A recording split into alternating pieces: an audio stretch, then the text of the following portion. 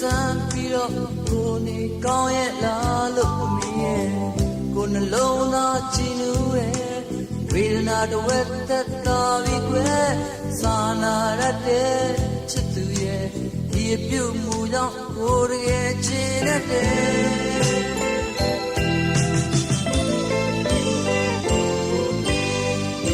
ဘွားကလေးသူဆန်းပြီးတော့ကိုသိပ်ဖြားနေဗလားလို့မင်းရဲ့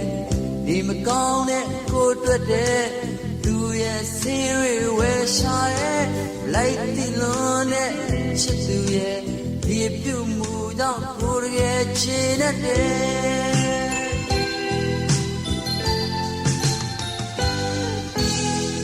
ရင်ထဲမှာဖွင့်မပြောတော့အောင်ချင်တဲ့